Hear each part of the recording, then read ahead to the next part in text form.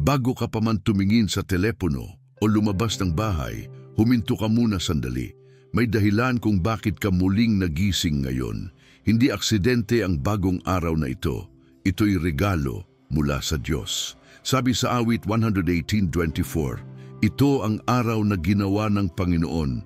Tayo'y magalak at matuwa sa araw na ito. Kahit ano pa ang kinakaharap mo, tandaan mong ang unang hininga mo ngayong umaga ay patunay na may pag-asa ka pa. May plano pa siya para sa iyo. Kaya sa unang minuto ng araw mo, alukin natin ang Diyos ng pasasalamat. Isang pusong puno ng kababaang loob at pananampalataya ang pinakamagandang handog mo sa Kanya ngayon. Sa katahimikan ng sandaling ito, damhin mo ang presensya ng Diyos. Ngayon, samahan mo ako. Maraming tao ang gumigising na parang karaniwan lang ang araw.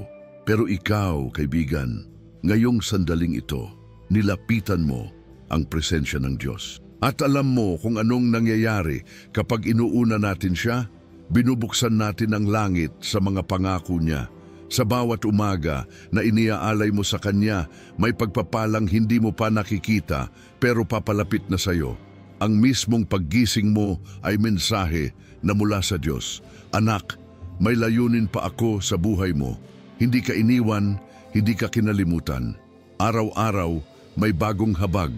Sabi nga sa Panaghoy 23:23, ang mga kaawaan ng Panginoon ay bago tuwing umaga. Dakila ang iyong pagtatapat.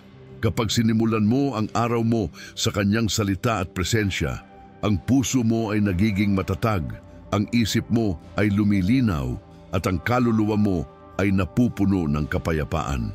Ngayon, hayaan mong dalhin kita sa isang panalangin, isang pag-uusap ng puso sa puso.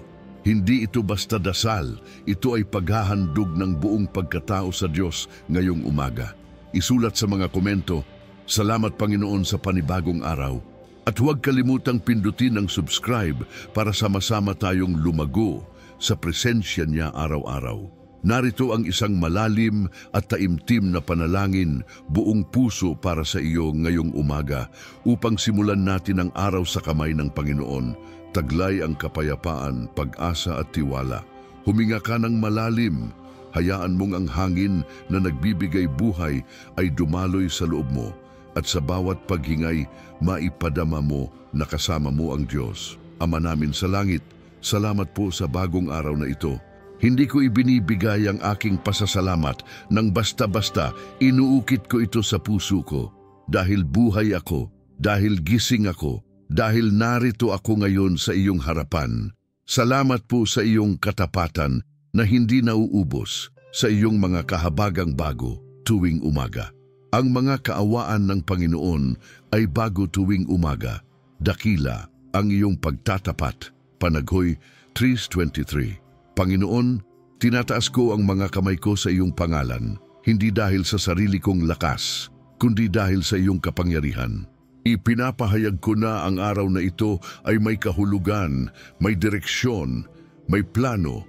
Hindi basta kahapon lang na inuulit muli, araw na inihanda mo para sa akin. Pinili kitang makiisa sa iyong gawain at sa bawat hakbang ko ngayon, magsisilbing tanda ako ng iyong biyaya, ng iyong kabutihan. Panginoon, ipakita mo sa akin ang iyong mukha, hayaan mo akong masilayan ng iyong liwanag sa gitna ng umaga. Ipakita mo ang iyong kapangyarihan sa mga simpleng sandali, sa ngiti ng kapwa, sa pagkakataong maari kong tumulong sa panakanakang pahinga at katahimikan. Tulungan mo akong maging aware sa iyong presensya na hindi lang basta pumapasok sa aking isip ang ideya ng Diyos, kundi damhin ko ang Kanyang puso, ang Kanyang pag-ibig sa akin. Panginoon, patawarin mo ako sa mga pagkakataong nagising ako ng walang pasasalamat. Sa mga sandaling nagumpisa ako sa aking agenda, sa sariling plano, at hindi sa iyo. Ngayon ay pinipili kong ilagay ang iyong pangalan sa unahan. Hayaang magsimula ang araw ko sa iyong banig, sa iyong salita, sa iyong direksyon. Dalangin sa araw mo ay nagsisimula sa iyong pananalangin.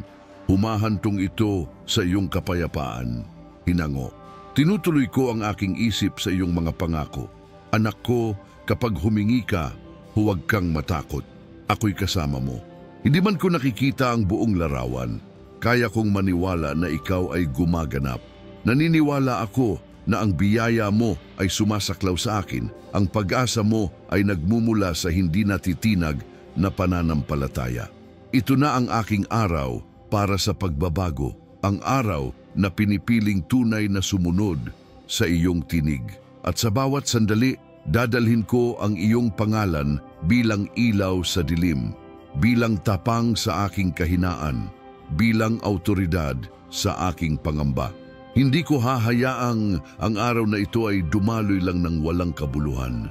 Hindi ako basta magpapalakad lang. Ako'y maglilingkod, magtataas ng pasasalamat, magsasaksi ng iyong pag-ibig sa aking gawain, sa aking salita, sa aking ngiti. Panginoon, pinagkalooban mo ako ng mga pangako na hindi ko paganap na nakikita, ngunit sa aking puso ay tumitimo ang salitang oo at amen sa iyo. Tulungan mo akong manampalataya sa pag-asa na hindi kumukupas. Sa mga pagkakataong hindi ko alam ang susunod na hakbang, gabayan mo ako sa iyong landas. Ang landas ng matuwid ay parang liwanag sa pag-ilaw ng kadiliman hanggang sa ang araw ay sumikat. Kawikaan Part 18. Hindi ko hinihintay na maging perpekto ako bago ko sundan ang iyong tinig. Pinili kong maniwala kahit sa gitna ng hindi ko nakikita, dahil alam kong ikaw ang Diyos na tumutupad ng iyong salita. Ngayon, hinihingi ko ang iyong presensya na lumaganap sa akin, sa isip, sa puso, sa katawan, sa bawat paggising ng aking espiritu. Hayaan mong ang kapayapaan mo ay pumuno sa akin, tumibay sa aking loob, at ipakita ang iyong tanda ng pag-ibig sa aking buhay. Naway magkaroon ako ng mga sandaling tahimik kung saan kami ay mag-uusap ng matahimik, ako at ikaw, Panginoon. At sa bawat sandali ng paglapit ko, mabigyan mo ako ng bagong pananaw kung paano ko isa sa buhay ang iyong kagandahang loob para sa aking kapwa at para sa iyong kaharian. Ako'y nagpapasalamat dahil alam ko na hindi lang ngayon ang araw para sa akin. Ito'y araw ng pagkakataon. Araw ng pagbabago, ng panibagong simula. Huwag mong kalimutan, ang bawat minuto ay may kahulugan kapag ikaw ay kasama ng Diyos. At sa pagtatapos ng panalangin na ito, naninindigan ako. Tataas ang aking tinig ng pasasalamat. Ibubuhos ko ang aking buhay na may layunin at sisindak ang takot na magkulang. Dahil alam kong ikaw, Panginoon, ang aking kusang loob na lakas. Ipapahayag ko ngayon sa buong tapang, itong araw na ito ay akin sa iyo. Gagawin mo ang makababalik loob sa aking pag-asa at pananampalataya. At sa iyong pangalan, ako'y kikilos ng may takot sa iyo at may kagalakan sa aking puso. Sa iyong ilaw, sisilayan ang aking landas. Sa iyong salita, magising ang aking espiritu. Hindi ito pagtatapos, ito pa ang simula. Ipinapangako ko na hindi ako magsasawa sa pasasalamat. Hindi ako susuko sa paghihintay dahil ang iyong oras ay tamang-tama. At ngayong pinili ko ang daan ng panalangin at direksyon ng Diyos, handa akong tanggapin ang himala, ang pahayag, ang tugon na naghihintay. Dumating na ang sandali ng pagpili. Pipiliin kong maging instrumento ng iyong kapangyarihan. Pipiliin kong magtiwala ng lubos. Pipiliin kong umakyat sa hagdan ng pananampalataya. At sa pagtingin ko ngayon sa harap ng aking puso, may isang tanong. Handa ka bang tanggapin ang kilos ng Diyos sa buong araw mong ito? At habang hinihintay natin ang sagot niya, inaanyayahan kita na manatiling nakatutok dahil ang susunod na bahagi ng paglalakbay na ito ay magdadala sa atin sa mas tahimik at malalim na pag-uusap sa Ama. Sama-sama tayong magpapalalim sa panalangin ng umaga. Mararamdaman natin ang direksyon ng Diyos na humihimok sa ating kaluluwa. I-comment mo ngayon, Panginoon, gamitin mo ako ngayon at huwag kalimutang mag-subscribe para mas marami tayong araw ng panalangin at direksyon sa buhay. Ngayong ang puso mo ay tahimik at bukas sa presensya ng Diyos. Hayaang dalhin kita sa isang kwento ng pananampalataya, katapatan at walang sawang pananalig ang kwento ni Daniel. Marahil narinig mo na siya sa mga turo sa simbahan o sa mga dasal ng mga matatanda, pero ngayong umaga, pakinggan mo ito hindi lang bilang kasaysayan, kundi bilang paalala ng Diyos para sa iyo ngayon. Si Daniel ay isang binatang dinala bilang bihag sa isang lugar na hindi niya kilala, malayo sa kanyang bayan, sa mga kaibigan at sa templo ng Diyos. Sa kabila ng lahat, hindi niya kailanman tinalikuran ang kanyang pananalig. Alam niyang ang Diyos na kanyang sinasamba sa Israel ay pareho pa rin kahit nasa lupain siya ng mga banyaga. Sa araw-araw, 3 beses siyang lumuluhod, humaharap sa Jerusalem at nagdadasal. Hindi siya natakot kahit may utos na bawal manalangin sa sinumang Diyos maliban sa hari. Hindi siya nagpanggap, hindi rin siya nagtago. Buong tapang niyang ipinagpatuloy ang kanyang panalangin sa Diyos. At nang siya'y isinumbong, dinala siya sa isang mapanganib na lugar, ang lungga ng mga leon. Sa paningin ng tao, ito na ang katapusan. Pero sa paningin ng Diyos, ito ay pagkakataon. Hindi siya iniligtas ni Yahweh mula sa lungga. Iniligtas siya sa loob ng lungga. Sa gitna ng panganib, doon nagpakita ng kapangyarihan ang Diyos. Isinara ng Diyos ang bibig ng mga leon. Walang sinaktan sa kanya, walang kumalmot, walang lumapit, dahil ang Diyos ang kanyang tagapagtanggol. Hindi siya pinabayaan, hindi siya nakalimutan. At sa umagang iyon, ang hari mismo ang sumigaw, "Daniel, alipin ng Diyos na buhay, iniligtas ka ba ng iyong Diyos na palagi mong pinaglilingkuran?" At mula sa loob, tumugon si Daniel, "Buhay ang aking Diyos." Isinara niya ang bibig ng mga leon. Walang galos, walang takot, walang pagkatalo, purong pananampalataya lang. Kaibigan, gaano man kalakas ang leon sa paligid mo ngayon, problema, takot, pagkalito, kawalang katiyakan, ang Diyos na nagligtas kay Daniel ay siya ring Diyos na kumikilos ngayon sa buhay mo. Ang tanong ay, nagtitiwala ka pa rin ba? Nananalangin ka pa rin ba kahit parang walang kasagutan? Tumitigil ka ba sa panalangin kapag mahirap o lalo kang lumalapit kapag walang sagot? Ang panalangin ng umaga ay hindi lang simpleng ritual. Ito'y deklarasyon. Isang paninindigan na kahit hindi mo kontrolado ang lahat, may Diyos na humahawak sa bawat bahagi ng araw mo. Kapag piniling mong simulan ang araw mo sa pananalangin, katulad ni Daniel, pinipili mong ilagay ang buong tiwala mo sa Diyos. Hindi sa sitwasyon, hindi sa emosyon, kundi sa Kanya lang. May mga pagkakataon na ang tanging paraan para ipakita ang iyong pananampalataya ay ang patuloy na manalangin. Hindi dahil madali, hindi dahil komportable, kundi dahil naniniwala ka sa Diyos na tumutupad ng Kanyang pangako.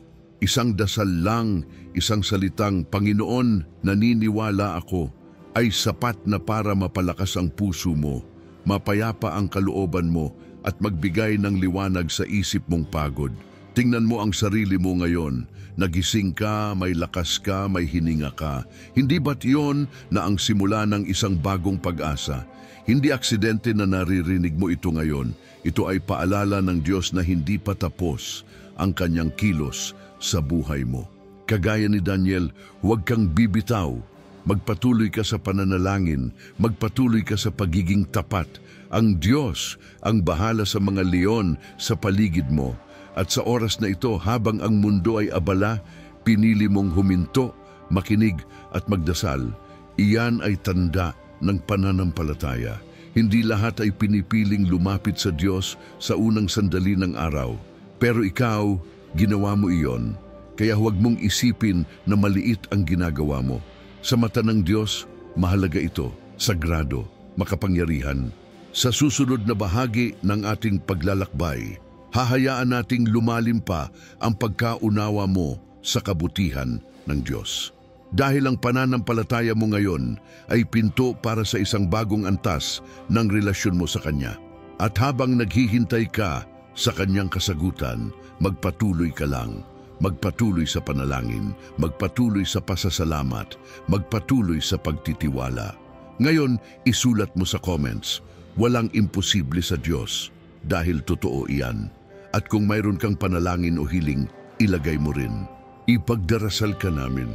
Huwag kalimutang mag-subscribe para mas marami pa tayong umagang sabay-sabay na idinudulog sa presensya ng Diyos. May ginagawa siya at hindi siya nahuhuli. Minsan, sa gitna ng katahimikan ng umaga, doon natin mas naririnig ang boses ng Diyos. Hindi dahil malakas siya magsalita, kundi dahil sa tahimik na puso, mas malinaw siyang nagsasalita. Sa panahon ngayon na puno ng ingay, pagmamadali at alalahanin, bihira na lang ang tumitigil para magsabi ng salamat Panginoon. Pero alam mo ba, ang pasasalamat ay hindi lang simpleng salita, ito'y susi. Ito ang susi na bumubukas ng mga pinto ng langit.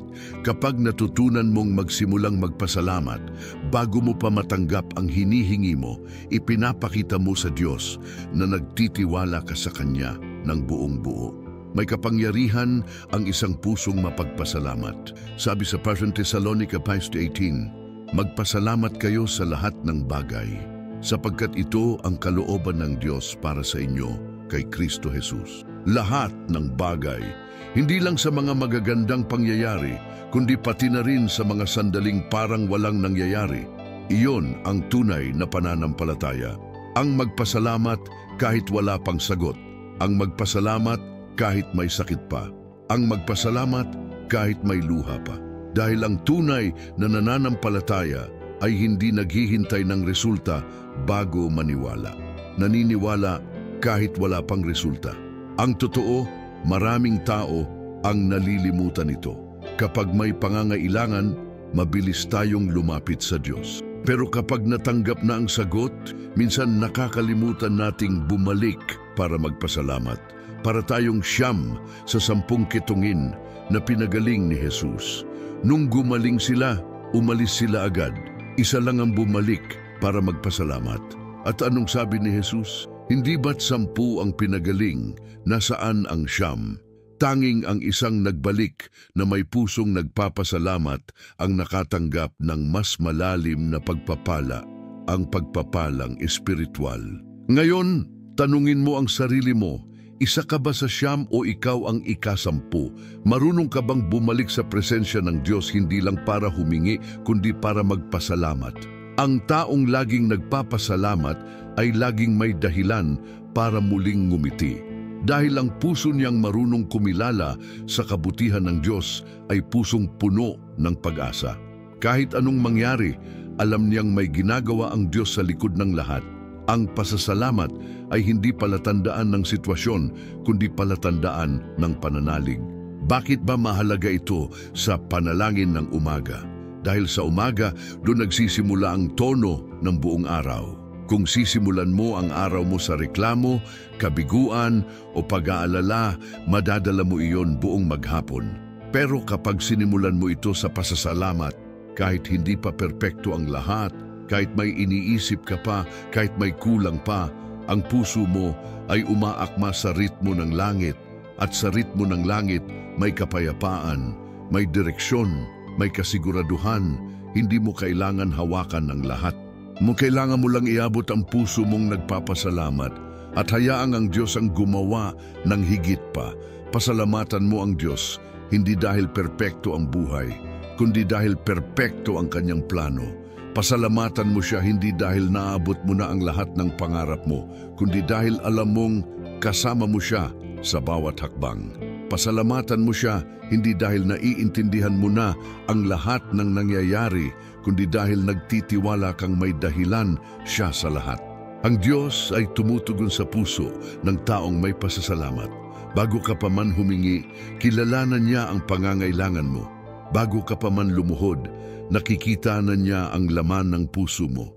Pero ang pagpapasalamat, iyon ang nagpapaantig sa kanyang puso. Iyon ang nagpapakita na handa kang tumanggap, hindi lang ng sagot, kundi ng kanyang presensya mismo. Subukan mong tanungin ang sarili mo ngayon, ano ang pwede mong ipagpasalamat sa araw na ito? Hindi kailangang malaki. Minsan, yung maliliit na bagay na hindi natin pinapansin, yun ang totoong biyaya. isang masarap na hangin, isang tahimik na paghinga, isang yakap ng anak, isang text ng kaibigan, isang tasa ng kape o simpleng pagmulat ng mata mo ngayong umaga. Sa bawat detalye ng buhay, andoon ang Diyos. Kung marunong ka lang tumingin sa mabuti, makikita mong puno ng biyaya ang mundo mo. At kapag natutunan mong magpasalamat, kahit sa gitna ng bagyo, nagbabago ang paningin mo. Hindi mo na nakikita ang problema bilang hadlang, kundi bilang hakbang papunta sa plano ng Diyos. Hindi mo na nakikita ang sakit bilang kabiguan, kundi bilang pagkakataon para mas lalong lumapit sa Kanya. At hindi mo na nakikita ang paghihintay bilang pag-antala, kundi bilang paghahanda. Ang pananampalatayang may kasamang pasasalamat ay parang pabango sa harap ng Diyos.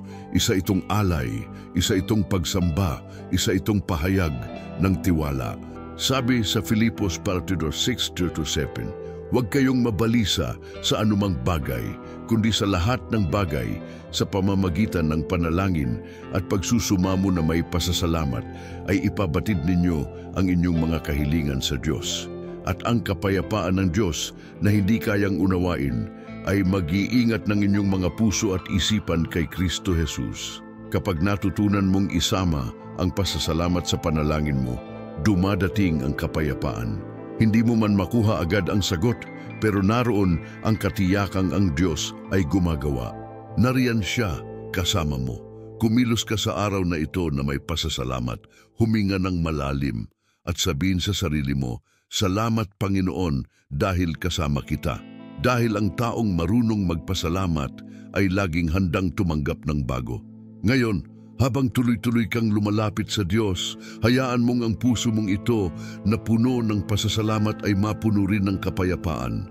Hindi dahil tapos na ang laban, kundi dahil alam mong kasama mo ang Diyos sa laban. Hindi ka nag-iisa. I-comment mo sa baba, salamat Panginoon sa biyaya ng bagong araw, o ako'y magtitiwala sa iyo kahit hindi ko pa nakikita. Piliin mong magpatotoo dahil sa pamamagitan ng iyong salita, ang iba rin ay mahihikayat na magtiwala. Huwag kalimutang mag-subscribe at i-share ang panalangin na ito sa taong alam mong kailangang makadama ng pag-asa. May gagawin ng Diyos at ikaw ay bahagi ng Kanyang plano. Huminga ka ng malalim dahil sa bawat hininga mo may pagkakataong baguhin ang takbo ng araw mo. Sa bawat pagmulat ng mata, may paanyaya ang Diyos. Isang panibagong simula, isang bagong direksyon, isang paalala. Anak, kasama mo ako. Hindi aksidente ang pakikinig mo ngayon. Hindi ito basta oras ng pagninilay. Ito ay sagradong sandali, isang tipanan mo sa Diyos, sa presensya niya, sa salita niya, sa pangako niya. At sa puntong ito gusto kong tanungin ka, kamusta ang pananampalataya mo? Hindi yung pananampalataya sa panahon ng kasaganaan, kundi yung pananampalatayang nananatili kahit sa gitna ng katahimikan. Kapag walang sagot, kapag tila walang kilos, kapag parabang nauudlot ang lahat, nariyan pa ba ang tiwala mo? Maraming tao ang sumusuko sa gitna ng paghihintay, pero sa kaharian ng Diyos, ang paghihintay ay hindi kawalan. Ang paghihintay ay bahagi ng proseso. Isang panawagan upang lumalim, upang huminog ang tiwala, upang tumibay ang pananampalataya. Hindi madaling maghintay, lalo na kung hindi mo alam kung kailan darating ang kasagutan. Pero alam mo kung anong nagbibigay lakas sa puso, ang pangakong hindi kailanman napapako. Sabi sa Isaiah 40:31, ngunit silang naghihintay sa Panginoon ay magpapanibagong lakas.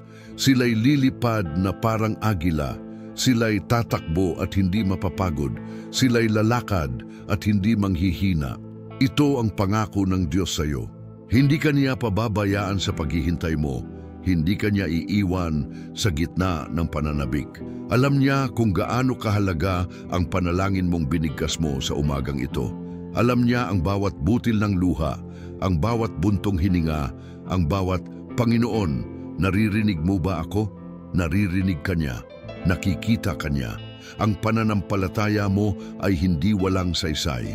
Ito ay binibilang sa langit. Ang bawat panalangin ng umaga na may kasamang pasasalamat at pananalig ay tumutunog sa trono ng Diyos. Kaya huwag mong baliwalain ang sandaling ito.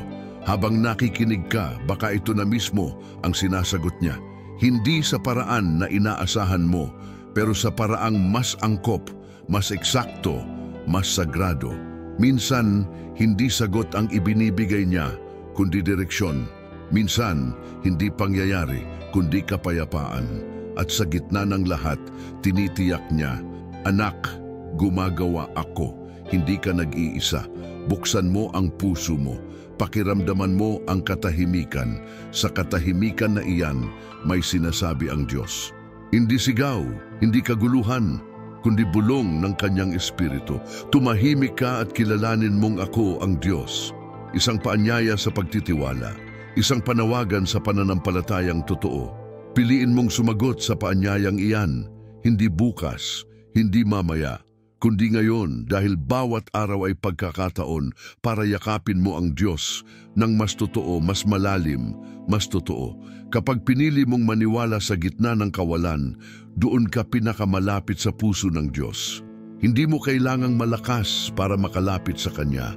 Kailangan mo lang maging totoo. Ibigay mo ang puso mong pagod, isuko mo ang kontrol, at hayaang ang Diyos ang humawak ng direksyon ng buhay mo. Sa tuwing sinasabi mong, "Salamat Panginoon," kahit may luha, iyon ang pananampalataya. Sa tuwing sinasabi mong, "Ikaw ang aking lakas," kahit may sakit sa puso, iyon ang pananampalataya. Sa tuwing lumuluhod ka at nagsasabing, "Magsalita ka Panginoon, nakikinig ako," iyon ang pananampalataya.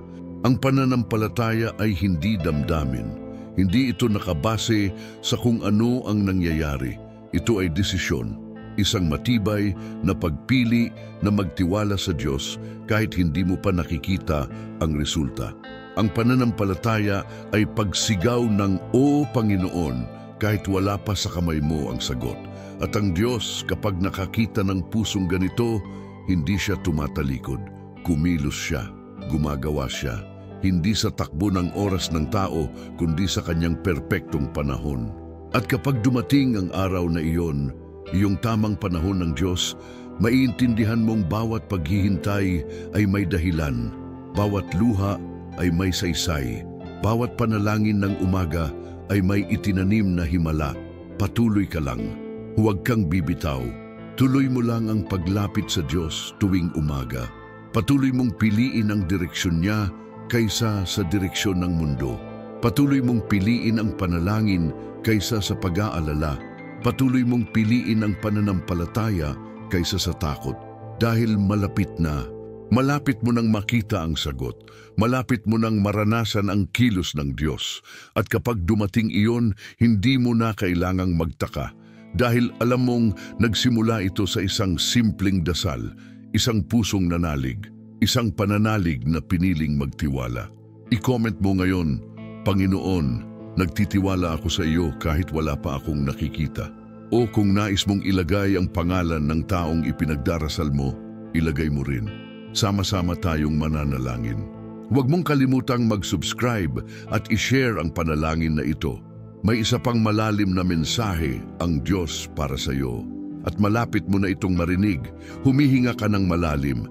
Hayaan mong lumalim ang diwa mo sa katotohanan na ang panalangin mo ngayon ay nagbubukas ng pinto ng kaakit-akit na kapasiyahan ng Diyos. Hindi lang ito pagtatapos ng araw, kundi simula ng isang bagong yugto sa buhay mo.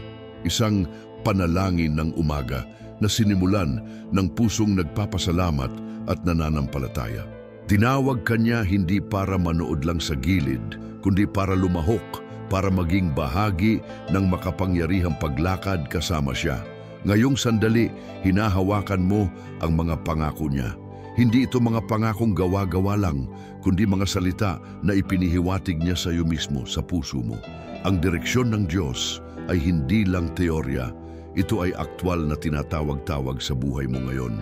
At sa bawat paglipas ng oras, bawat hakbang mo ngayon sa araw na ito ay may katumbas na kapangyarihan dahil sa iyong panalangin at pasasalamat.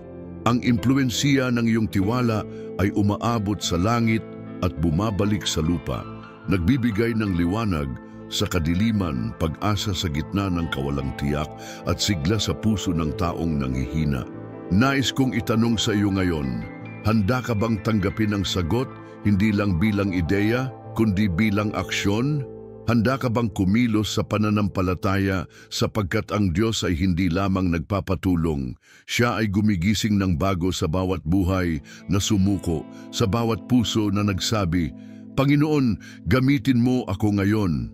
Ang araw na ito ay hindi lang para sa iyo. Ito ay araw para sa kanyang pangalan, para sa kanyang kaluwalhatian, para sa pagpapakilala ng kanya sa pamamagitan mo. Nararamdaman mo ba ang bagong langit na pumapatak sa puso mo? Ang bagong lupa na nakapatong sa iyong mga paa? Sapagkat hindi ka na natiling nakaupo sa ilalim ng buwan ng kahinaan, ituloy mo na ang paglakad sa liwanag ng Panginoon. Ang promesa de Deus na inilagay mo sa puso mo ay hindi nag-expire, hindi nilimot, hindi nawawala. Ngayon tampok ka sa pagtatanghal ng kanyang kabutihan. Huwag mong kalilimutan, ang panalangin ng umaga mo ay hindi lang simula. Ito ay sulyap sa kung ano ang kanyang ginagawa para sa iyo at sa pamamagitan mo. May halaga ang bawat salita mo ngayon, bawat salamat Panginoon, bawat gamitin mo ako ngayon, bawat pagpili mong sumunod sa Kanya. At ang pinakadakila sa lahat, ang Diyos ay gumagawa ng higit pa sa iyong hinihiling, higit pa sa iyong iniisip. Kapag nagsimula kang tumindig at maniwala na may tugon siya, maghahanda ka para sa pag-akyat, hindi lang sa bagong lugar, kundi sa bagong antas ng relasyon sa Kanya. At ang antas na iyon ay hindi matatagpuan sa labas ng panalangin ng umaga, kundi sa puso ng mananampalatayang nagdedeklara, Ako'y kasama ng Diyos. Habang nakikita mo ang liwanag ng araw na pumapasok sa bintana ng puso mo, tandaan mong lahat ng ito ay para sa Kanya. Hindi para sa sarili mong papuri, ngunit para sa pagpapakilala ng Diyos sa mas maraming puso. Ang utos niya ay simple, manalangin, magpasalamat, sumunod. Ang resulta, kaya mong makita ang kanyang tanda sa araw-araw. Iyong maliit na himala na nakatago sa simpleng halakhak sa yakap ng mahal mo. Sa pagkakataon na dumating ng hindi mo hinihingi, iyan ang direksyon ng Diyos sa iyo. Salamat sa bawat segundo na ginugol mo ngayon sa panalangin at sa pakikipag-ugnayan sa Kanya. Ang pagpapala na naghihintay sa iyo ay malaki, mas malaki kaysa sa inaasahan mo noon. At habang tumatapos na ito, naiwan ang tanong, handa ka na ba para sa susunod na hakbang? Handa ka na ba makita ang sagot na nagmumula sa panalangin ng umaga? Ang sagot na inakma ng Diyos para sa iyo? I-comment mo ngayon, Panginoon, ako'y handa na, o Salamat Panginoon sa iyong tugon. Kung may pangalan kang gustong ipanalangin, ilagay mo rin ito, sama-sama natin ipataas sa trono ng Diyos. Huwag mong kalimutang mag-subscribe, pindutin ang parang sa screen na lumilitaw ngayon at pumasok sa susunod na video para mas lalo pa nating marinig ang tinig ng Diyos na direktang para sa iyo. Ang susunod na mensahe ay maghihintay at ang tugon ng Diyos ay papalapit ng papalapit. Hindi Kanya iiwan.